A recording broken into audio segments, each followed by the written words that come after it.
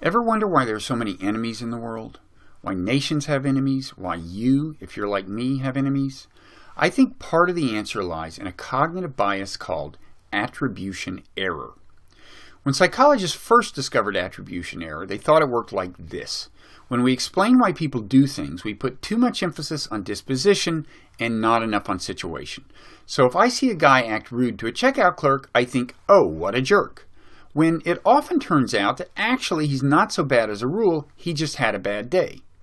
So I had attributed his behavior to his basic disposition when in fact it had more to do with situation, with circumstance. Now, after further study, psychologists realized that actually attribution error is a little more complicated than that. The nature of our attribution errors depends on our relationship to the people in question. With friends and allies, we tend to attribute the good things they do to their disposition and the bad things they do to situation. So if they're nice to the clerk, we think, yeah, that's the kind of people they are. If they're rude, we think, oh, they had a bad day.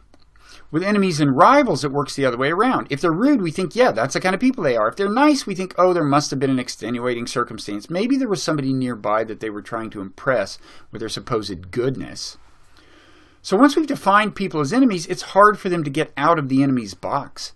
Anything bad they do, we will take as more evidence that they're fundamentally bad, deserving of our enmity. Anything good they do, we will discount as inauthentic. It's almost as if we have built-in enemy preservation machinery. But maybe we can overcome it if we understand it. Because you know what they say, know your enemy.